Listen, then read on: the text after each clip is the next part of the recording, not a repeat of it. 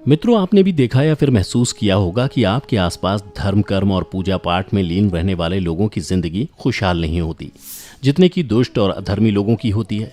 और ये सब देखकर आपके मन में भी कभी न कभी ये सवाल जरूर उठा होगा कि आखिर अच्छे लोगों के साथ बुरा क्यों होता है। परंतु आज के अधिकतर जनमानस इस रहस्य के बारे में नहीं जानते, जिसका सबसे बड़ा कारण है कि वे धर्म ग्रंथों को सही से पढ़ते नहीं या फिर उसमें लिखी बातों पर विश्वास नहीं करते। आज की इस वीडियो में हम आपको बताएंगे कि आखिर अच्छे लोगों के साथ हमेशा बुरा ही क्यों होता है, जिसका वर्णन भागवत गीता में भगवान कृष्ण ने विस्तार से किया है। तो चलिए बिना किसी देरी के आज की ये वीडियो शुरू करते हैं। नमस्कार मित्रों, स्वागत है आपका एक बार फिर द डिवाइन टेल्स पर। धर्म ग्रंथों में भागवत गीता एक ऐसा धर्म ग्रंथ है जिसमें मनुष्य के मन में उठने वाले हर प्रश्न का हल विस्तार से बताया गया है। भागवत गीता में वर्णित कथा के अनुसार अर्जुन के मन में जब भी कोई दुविधा उत्पन्न होती थी, वो उसके समाधान के लिए श्री कृष्ण के पास पहुंच जाते थे। एक दिन की बात है, अर्जुन भगवान श्री कृष्ण के पास आए और उनसे बोले, हे वासुदेव, मुझे एक दुविधा ने घेर रखा है और इसका समाधान आप ही बता सकते हैं। तब श्री कृष्ण ने अर्जुन से कहा, हे धनंजय, अपने मन की दुविधा विस्तार से बताओ, तब मैं तुम्हें उसका हल बताऊंगा। तब अर्जुन बोले, हे नारायण, कृपया कर मुझे ये बताइए कि अच्छे लोगों के साथ हमेशा बुरा ही क्यों होता है, जबकि बुरे लोग हमेशा खुशहाल दिखते हैं। अर्जुन के मुख से ऐसी बातें सुनकर श्री कृष्ण मुस्कुराते हुए बोले, हे पार्थ, मनुष्य जैसा देखता है या फिर महसूस करता है, वास्तव में वैसा कुछ नहीं होता, बल्कि अज्ञानतावश वह सच्चाई को समझ नहीं पाता। श्री कृष्ण की बातें सुनकर अर्जुन हैरान हो गए और बोले, हे नारायण, आप क्या कहना चाहते हैं, मेरी समझ में नहीं आया। तब श्री कृष्ण बोले, अब मैं तुम्हें एक कथा सुनाता हूं, जिसे जानने के बाद तुम समझ जाओगे कि हर एक प्राणी को उसके कर्म के हिसाब से ही फल मिलता है। अर्थात जो बुरा कर्म करता है उसे बुरा फल मिलता है और जो अच्छा कर्म करता है उसे अच्छा फल मिलता है, क्योंकि अच्छे कर्म और बुरे कर्म तो मनुष्य पर निर्भर करता है। प्रकृति प्रत्येक को अपनी राह चुनने का मौका देती है। अब इसका फैसला करना कि वो किस राह पर चलना चाहता है, ये व्यक्ति विशेष की इच्छा पर निर्भर करता है। फिर कथा सुनाते हुए श्री कृष्ण बोले, बहुत समय पहले की बात है, एक नगर में दो पुरुष रहा करते थे। उनमें से एक पुरुष व्यापारी था, जिसके लिए अपने जीवन में धर्म और नीति की बहुत महत्ता थी। वो पूजा पाठ और भगवान की भक्ति में बहुत विश्वास करता था। चाहे कुछ भी हो जाए, वो रोज मंदिर जाना नहीं भूलता, ना ही दान धर्म के कार्य में किसी प्रकार की कमी रखता था। कुछ भी हो जाए, वह नित्य भगवान की पूजा अर्चना किया करता था। वहीं दूसरी ओर उसी नगर का दूसरा पुरुष पहले से बिल्कुल ही विपरीत था। वो प्रतिदिन मंदिर तो जाया करता था, परंतु पूजा पाठ के उद्देश्य से नहीं, बल्कि मंदिर के बाहर से चप्पल और धन चुराने के लिए। उसे दान धर्म न्याय नीति किसी से कुछ लेना देना नहीं था, इतना ही कि वह मंदिर जाकर वहां चोरी किया करता था। इसी तरह समय बीतता गया और एक दिन उस नगर में जोर की बारिश हो रही थी, जिसकी वजह से उस दिन नगर के मंदिर में पंडित के अलावा कोई नहीं था।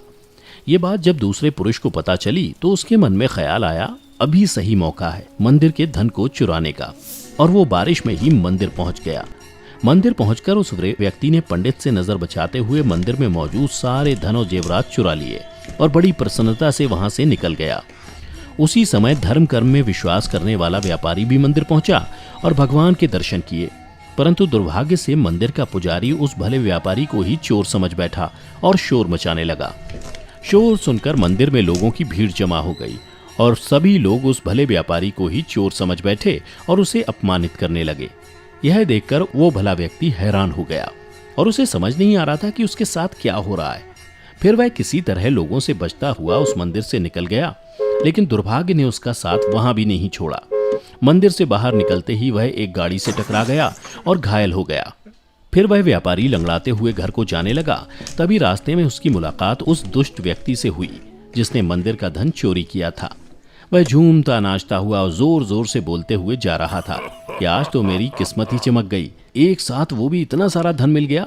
जब व्यापारी ने उस दुष्ट आदमी की ये बातें सुनी तो उसे बहुत हैरानी हुई और क्रोधित हो उसने अपने घर जाते ही भगवान की सारी फोटो निकालकर फेंक दी और भगवान से नाराज होते हुए अपना जीवन व्यतीत करने लगा। कुछ समय पश्चात दोनों ही व्यक्तियों की मृत्यु हो गई और दोनों यमराज की सभा में पहुंचे।